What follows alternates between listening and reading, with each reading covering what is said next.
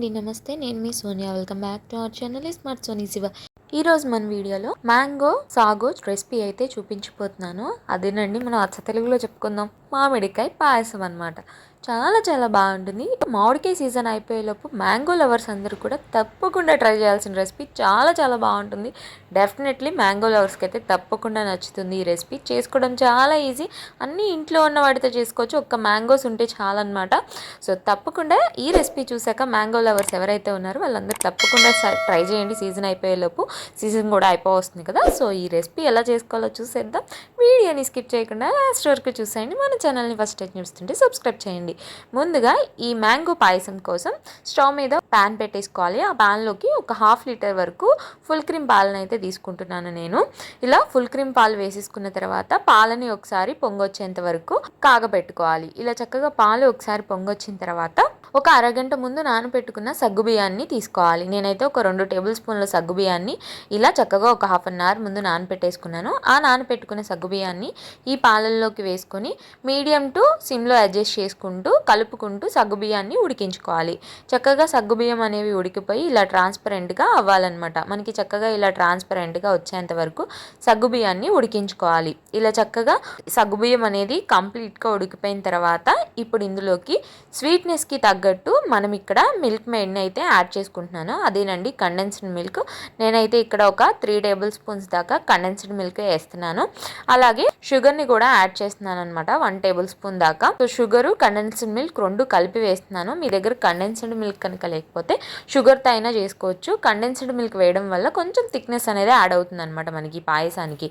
So ఇలా చక్కగా ఇవి మొత్తం కూడా ఈ పాలల్లో కరిగిపోయిన తర్వాత స్టవ్ ఆఫ్ చేసేసి పక్కకు దించేసుకొని కంప్లీట్గా చల్లారిపోనివ్వాలి. పైన ఎలాంటి మీగడ కట్టకుండా ఇలా కలుపుకుంటూ చక్కగా చల్లారబెట్టేసుకోవాలి. ఇలా కలుపుకుంటూ చల్లారిపోయిన తర్వాత ఇప్పుడు ఒక మామిడికాయని, బాగా స్వీట్గా ఉన్న మ్యాంగోస్నే తీసుకోవాలన్నమాట. ఈ పాయసానికి పుల్లగా ఉన్న మామిడికాయలు అయితే తీసుకోవద్దు, టేస్ట్ మారిపోతుంది.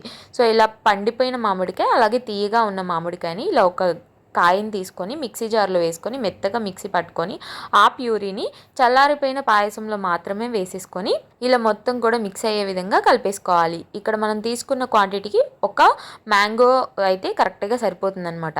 చక్కగా ఇలా చూడండి అంతా కలిసిపోయిన తర్వాత ఇందులోకి ఇప్పుడు సన్నగా కట్ చేసుకున్న ఒక 1/2 కప్పు దాకా మ్యాంగో పీసెస్ని అయితే యాడ్ చేసుకోవచ్చు. 1/2 కప్ అనేం కాదండి, మీకు ఎన్ని కావాలో, ఎక్కువ కావాలంటే ఎక్కువ వేసుకోవచ్చు, తక్కువ కావాలంటే తక్కువ వేసుకోవచ్చు. కలిపేసుకున్న తర్వాత అంతేనండి, మన మ్యాంగో పాయసం అయితే రెడీ అయిపోయింది. మ్యాంగో సాగో రెసిపీ అయితే రెడీ.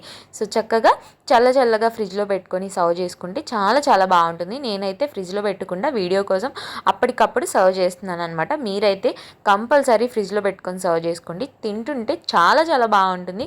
తప్పకుండా ట్రై చేయండి. అలాగే ఇలా బౌల్లోకి సర్వ్ చేసుకున్న తర్వాత పైనుంచి కొన్ని మామిడికాయ ముక్కలు వేసేసుకుంటే చాలా బాగుంటుంది. చూడటానికి, తినడానికి కూడా బాగుంటుంది అనమాట. మీకు నచ్చితే డ్రై ఫ్రూట్స్ కూడా యాడ్ చేసుకోవచ్చు. బట్ నేను మ్యాంగో ఫ్లేవర్ తెలియాలని అసలు ఎలాంటి ఇలాచీ పౌడర్ కానీ డ్రై ఫ్రూట్స్ కానీ యాడ్ చేయలేదు. అచ్చగా మ్యాంగోతోనే చేసుకుంటున్నాను అనమాట. సో అంతేనండి, ఈ రెసిపీ అయితే చాలా టేస్టీగా ఉంటుంది. ట్రస్ట్ మీ, తప్పకుండా ట్రై చేయండి. మ్యాంగో సీజన్ అయిపోయేలోపు ట్రై చేసి ఎలా వచ్చిందో మీ ఫీడ్బ్యాక్ని నాతో షేర్ చేసుకోండి, అస్సలు మర్చిపోవద్దు. ఈ వీడియో అయితే నచ్చిందని అనుకుంటున్నా. నచ్చితే కనుక ఒక మంచి లైక్ చేయండి. అలాగే మీ ఫ్రెండ్స్లో కానీ ఫ్యామిలీస్లో కానీ మ్యాంగో లవర్స్ ఎవరైనా ఉంటే వాళ్ళకి ఈ రెసిపీని షేర్ చేయండి.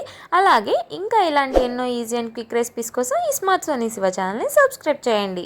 ఈ వీడియో అయితే ఇంతే. మరొక మంచి వీడియోతో మళ్ళీ వచ్చేస్తా. అంతవరకు సెలవు. By all. Thanks for watching.